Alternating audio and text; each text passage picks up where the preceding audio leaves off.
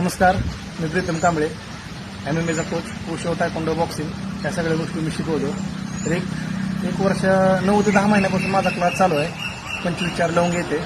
राष्ट्रध्वज सोनवणे 30/6/2024 त्या रोजी ह्या पट्ट्याने नॅशनलला सिलेक्शन झालेलं आहे. पुण्या कात्रज येथे त्यांनी 9 ते 10 महिन्याच्या ट्रेनिंगमध्ये उजूसारख्या टप्पस्ट गेममध्ये जाऊन त्यांनी त्याची कामगिरी दाखवलेली आहे. तसेच काय नाव त्यांचं दोघांचं, सोहम शिंदे आणि माऊली सोनवणे म्हणजे जो व्हिडिओ काढतोय तो, त्या दोन्ही पण पोरांनी चांगलं तिथं फाईट केलेली आहे. कारण कमी वेळामध्ये त्यांनी त्यांचं कर्तृत्व दाखवलेलं आहे. त्यांना फक्त चान्स मिळण्याची गरज आहे, कारण त्यांची ट्रेनिंग कमी पडलेली आहे. सोहम हा पण किती 4 ते 5 महिन्यापासून आपल्याकडे बरोबर आहे. आणि माऊली हा फक्त 1 महिन्यापासून येतो, जो व्हिडिओ काढतोय त्या दोघांनी पण चांगली कामगिरी दाखवली आहे. तर हा सुजय सोनवणे हा 2 शब्द बोलेल तुम्हाला.